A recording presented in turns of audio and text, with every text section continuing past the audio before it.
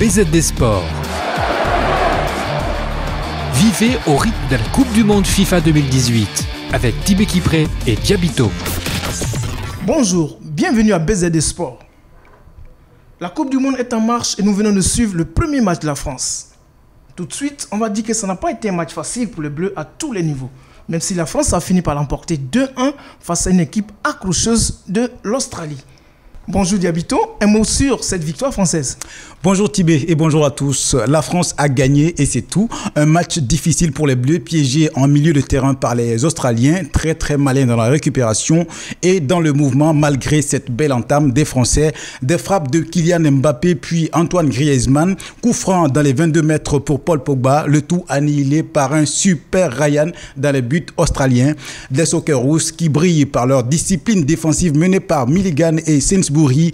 Les relances inquiètent totalement les Français, puis coup franc de Moy à la 13e minute, repris de la tête par Lecky largement au-dessus. Un coup franc également à la 17e minute, cette fois plus dangereux, frappé à nouveau par Moy, côté gauche, repris de la tête au point de pénalty. Tolisso sur la trajectoire n'est pas loin de tromper son propre gardien et Hugo Lloris est obligé de sortir le grand jeu, la belle parade et réussite sur le côté gauche.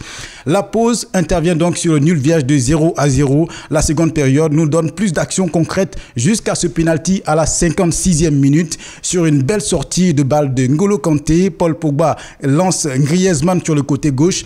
Le Français pousse son ballon, mais est taclé en surface de réparation par Ridzone. Après la fin de l'action et le visionnage de la vidéo, l'arbitre uruguayen indique le point de penalty. Griezmann se fait justice en marquant le but de l'ouverture du score d'ailleurs.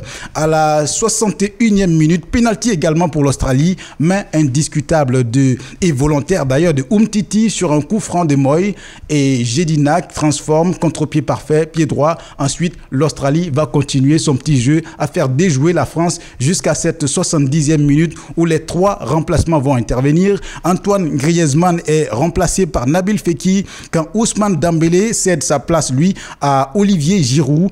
Puis l'entrée en jeu de Blaise Matuidi à la 76e minute à la place de Corentin Tolisso, titulaire d'un carton jaune 2 minutes plus tôt. Cela paye immédiatement puisque la France va mettre le pied sur le ballon et signer le 2-1 à la 81e minute de jeu.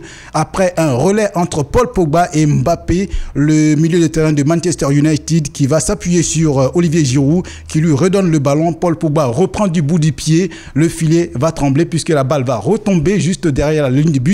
Un but d'ailleurs validé par la Goal Line Technology. Il faut le dire, Tibé Kipré. C'est la première fois. L'essentiel est fait. Les 3 points sont en poche. En attendant, le prochain match de la France, ce sera contre le Pérou le 21 juin prochain précisément. Mais il ne faut pas oublier que cette équipe des Socceroos n'a pas manqué de faire déjouer totalement les Bleus de France, Tibé. C'est clair, Diabito, ça saute aux yeux. La France a eu du mal dans ce match. À votre avis, pourquoi la France a eu tant de mal? Tant de mal, vous le dites si peu, puisque c'est une équipe qui a eu beaucoup de chance face à une équipe ultra difficile à jouer. On le sait, c'est une équipe qui était venue pour maintenir les Français dans leur position et surtout limiter les dégâts, parce qu'on sait que le plus gros match dans ce groupe-là, peut-être, ça va se jouer contre la France. Donc les Australiens l'avaient compris, mais aussi, il ne faut pas oublier la naïveté quelque part tactique de l'entraîneur du sélectionneur Didier Deschamps de l'équipe de France qui a choisi des défenseurs entre guillemets pour jouer son milieu de terrain, on va le dire, puisqu'il a fait des choix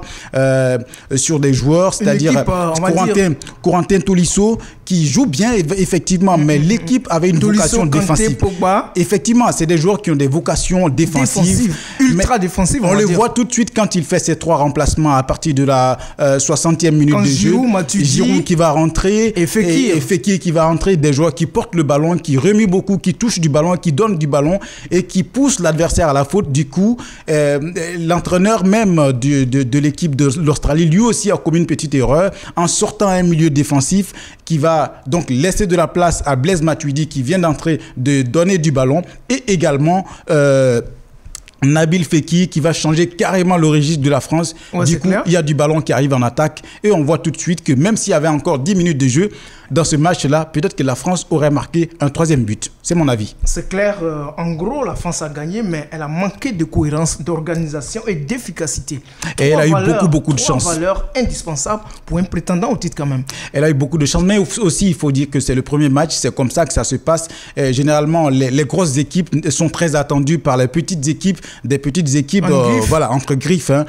Les grosses équipes sont très attendues, la France est très attendue, ses joueurs sont très connus, on les connaît au haut niveau. Alors l'Australie les attendait forcément et alors on sait que l'Australie également était venue pour les faire déjouer. Ouais, quand c'est comme ça, ce n'est pas toujours facile.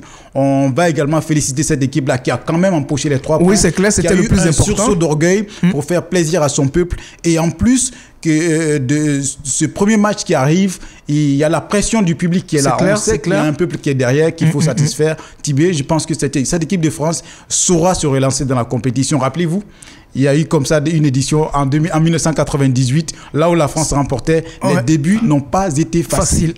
Elle avait quand même commencé avec une victoire 3-0 face à l'Afrique du Sud en 1998. Une victoire 3-0, mais un score qui flatte puisque le match a été difficile avant de marquer le premier but. C'est clair. Ouais. Mais elle se rappelle même un certain Pierre Issa qui jouait à la défense de l'équipe de l'Afrique du Sud. En tout cas, il faut dire que ça n'a pas été facile, mais ça avait bien fini. On se rappelle même le carton rouge de Zinedine Zidane en 1998. On a pensé que l'équipe de France était carrément à la rue. On avait aussi critiqué les choix de Aimé Jacquet. On le disait, quelqu'un qui n'avait pas de fond de jeu, il était critiqué parce que... Non mais tu sais, Diabito, à l'époque, vous savez, à l'époque, l'équipe de France avait des hommes. C'était une équipe mature à tous les niveaux. Zidane était dans un grand club. Desailly. Oui, bien sûr. Et tous avaient une grosse équipe. Ils avaient l'ossature de l'équipe.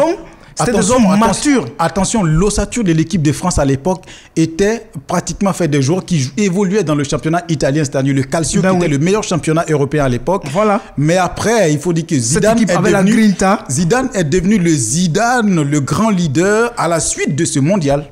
Ouais, c'est clair, il ne l'était pas avant le mondial. Oui, c'est clair. Sa cote a monté, sa cote a grimpé après le mondial. En tout cas, félicitations aux Bleus. Ok, Diabito, on ne peut pas finir cette émission sans évoquer l'énorme match de vendredi entre le Portugal et l'Espagne soldé par un score d'équité 3 buts partout. De ce match, on dit Ronaldo 3, Espagne 3. Pour évoquer le match phénoménal, le gros match sorti face à l'Espagne ponctué d'un triplé Diabito. Alors, quand on le dit, c'est normal de le dire comme ça, puisque Ronaldo a sorti le grand jeu. Il ne s'agit pourtant que d'un match nul. The man of the game, Cristiano Ronaldo, on l'a dit, c'est un monstre avoué. L'attaquant du Real Madrid, auteur d'un triplé, a permis au Portugal d'arracher le nul face à l'Espagne 3-3 vendredi soir. Au terme d'un match extraordinaire, de bout en bout, les Portugais, nettement dominés, s'en sortent miraculeusement grâce à leur ballon d'or. La Roja, de son côté, a été impressionnante et a dissipé les doutes après le licenciement surprise de son sélectionneur, Julen Lopetegui. Mais que de regrets à la suite de ce match ultra palpitant qui a tenu toutes ses promesses. Cristiano Ronaldo réalise donc le triplé avec un coup franc exceptionnel des 25 mètres pied droit, pleine lucarne de De Gea et offre l'égalisation aux Portugais, pourtant totalement dominé et diminué jusqu'à la 88e minute. C'est un joueur extraordinaire, c'est un extraterrestre. On va le dire, si R7 continue de la sorte, il aura le 6e ballon d'or sans discussion. Ce n'est pas impossible. Ok, merci Diabito, merci chers téléspectateurs de nous avoir suivis. Bon week-end et rendez-vous pour le prochain magazine. Allez, bye bye. BZD Sport, vivez au rythme de la Coupe du Monde FIFA 2018 avec Tibé Kipré et Diabito. Écoutez et réécoutez BZD Sport sur bzd-radio.com et bzd-tv.com.